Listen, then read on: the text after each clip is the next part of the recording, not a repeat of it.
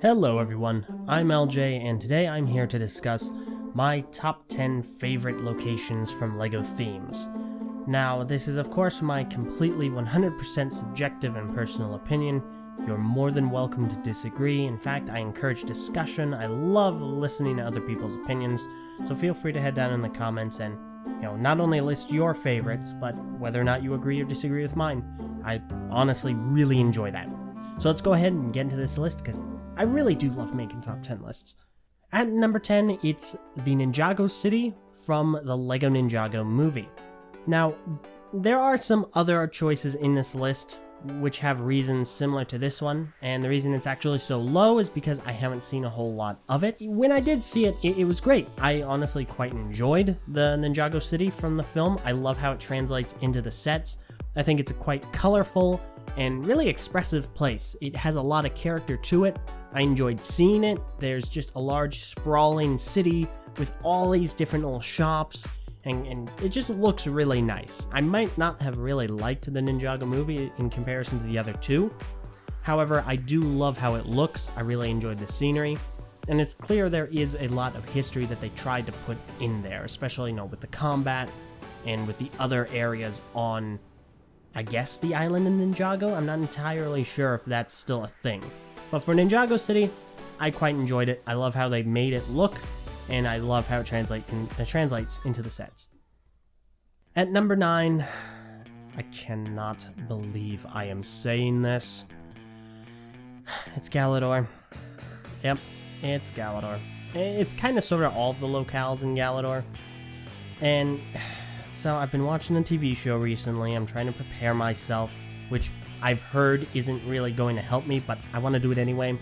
Trying to prepare myself for the Galador game, which I'm going to play eventually. And this show has grown on me. I get it. You know what? It has that kind of charm. Don't get me wrong, it's not good, but it's got character, okay? And the locations are kind of fun and interesting, and it's just really weird in this uncanny way. But there you go. It's Galador. At number 8, it is the location from Dino Attack. I don't recall the name right off the top of my head, but it's the city. This was actually the first time that I can recall being introduced to a post-apocalyptic setting, and I just think it's really cool. I think that it's a neat location. It's not really because I want to be in a post-apocalyptic situation, but because, it's just different, and I loved the concept. All these dinosaurs are broken out. And it's not necessarily like Jurassic Park where it's confined to an island. No, it's confined to a city, or maybe the whole planet. I don't totally recall. And then you have this team with these awesome vehicles like the Jeep and the tank, and oh man, the helicopter. And it's just really cool.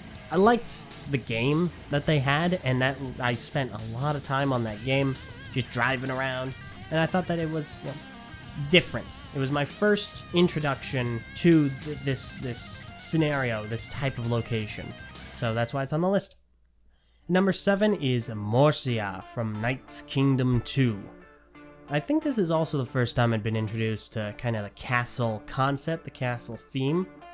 And obviously there was a lot of draw for me because it kind of resembled Bionicle in a sense. You had these buildable figures of these different colors. So I kind of liked that idea, but I also liked the setting, this large medieval castle setting, and, you had the standard medieval castle things, like, you had the arena, you had the king, you had the knights, and the way it was illustrated, it was quite a upbeat and warm place, and it seemed very friendly, and I just like it. I think about it, and I think, oh yeah, I like that place. So, there you go.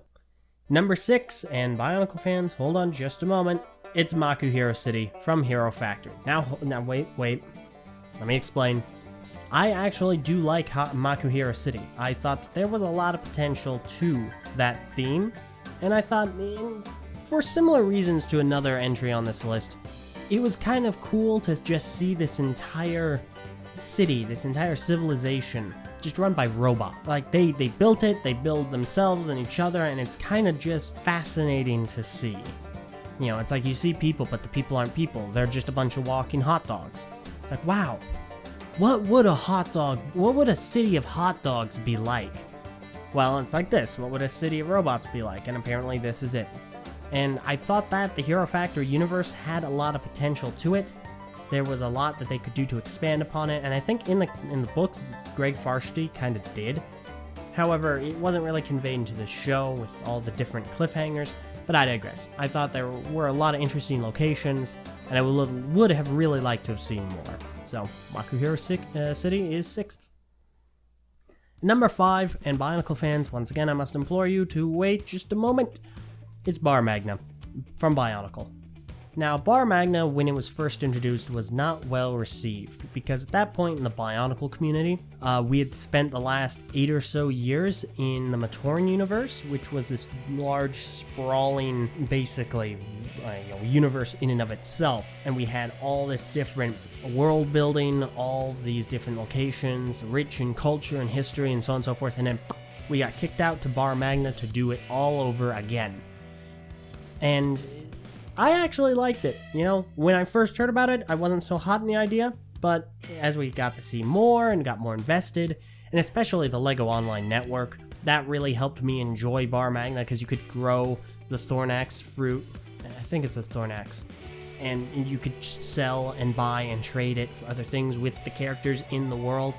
And then Glatorian Arena, where you got to see the outside of the arena. I thought that it was a neat location. I liked how we had all these different villages, these kind of cultures trying to coexist in this wasteland that they're just trying to survive. And then we had the Glatorian Arena, where they fight for resources. I thought it was fascinating, I thought it was very interesting, and I wanted to see more. And number 4, it's the Ninjago City from the Ninjago TV show. Now, this one is at similar reasoning to the Ninjago City from the LEGO Ninjago movie, but this one is so far high up because I've seen more of it. The show has been going for about 7 or so years now, and we've gotten to see a lot of Ninjago City. It's very rich in history. How it was originally this kind of larger landmass, and then one half of it kind of split off or sunk or was hidden, and then you have this very interesting looking shape to it. You got the city, and I really like seeing in the show how it progresses, how it advances technologically. It's quite fascinating to see, because you see in flashbacks it's kind of a small, really almost not medieval, I don't want to say primitive, there we go, more primitive, and then you get all these technological like flying cars and the neon green signs, all sorts of things, and I just think it's really cool to see how quickly that develops. And of course I'm attached to the characters in that world. I am always interested to know more about Ninjago's history. So, there you go. At number 3, it's the Sentai Mountain from Exo-Force. Now, there were pretty much 3 LEGO themes I can recall really getting attached to. That was Knight's Kingdom, but then that ended, so it didn't last very long. There was Exo-Force, and then of course there was Bionicle. But with Exo-Force, gosh darn it, that silhouette is just so striking and iconic. I can see that and instantly go, that's a Sentai Mountain from Exo-Force. It was a really creative idea to me. I'd never seen it before. You split this mountain, you have all these bridges, you have a human settlement on one side, and then you have the robots on the other. And I really enjoyed how in kind of the online animations and in the books, you can see, the heroes going over to one side to get some of their friends, they come back, and then all the battles on the bridges from the comics. And it was just fascinating to see. I really enjoyed that setting, that locale. And that silhouette is so striking. Really iconic look. I really enjoyed the Sentai Mountain. My second favorite location in the LEGO theme is Metro Nui from Bionicle. A lot of my reasoning is quite similar to Makuhiro City. I really enjoy seeing this sprawling city run by its natural inhabitants, the robots. Of course, I know that they're, Matoran and biomechanical, don't get me wrong. But it was fascinating to see this. Obviously, I like the silhouette because it's similar to another location, Matsunui.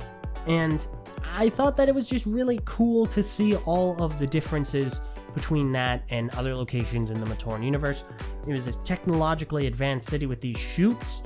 You travel via chute, and then you have all, still the different subcultures in every region, Lametru, Kometru, Tametru, so on and so forth. And there were a lot of iconic locations of that as well. The knowledge towers, the Great Temple, the Notch. There were these really iconic areas in these different areas. Every single city, like Lemaitre, Tametru, etc., they had their own style, but you could still tell, hey, that's Metru Nui. And I really enjoyed that, and I loved the setting and the location and the history behind it and how we got to learn more, and I wish we'd spent more time there. And my number one favorite LEGO theme location is, of course, the island of Matanui from Bionicle. Obviously enough, anyone that knows me knows I'm a Bionicle fan. I really got invested into the theme, as I'm sure you can tell, and Matanui is basically where that all started. It's just such an iconic location. We spent the most amount of time there out of any of Bionicle's locations, and it shows. It got so fleshed out. There are such iconic locations. The Naho Bay, Huramafa River, oh goodness, the Ihu Mountain, the Mangai Volcano. Not necessarily locations that you right away look at and go, yeah, no, I know exactly what that is. But you hear them and you know, yeah, I recall them. You can name them. You can name these locations on the island of Matanui, because that's where the story took place. The island of Matanui had a lot going for it because we spent so much time there developing characters, developing the location itself. It was an incredibly fleshed out area that really set the groundwork for how Bionicle would go moving forward. It was an excellent look at what we were getting ourselves into, the juxtaposition against the jungle or the sand, the natural location, and then having the inhabitants be these biomechanical beings was really fascinating to see.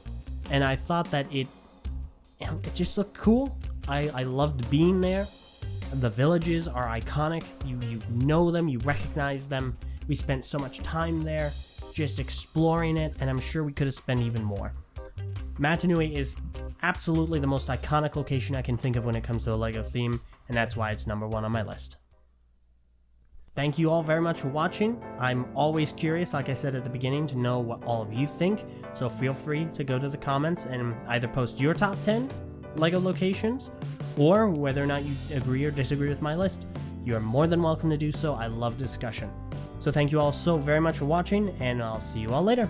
Farewell.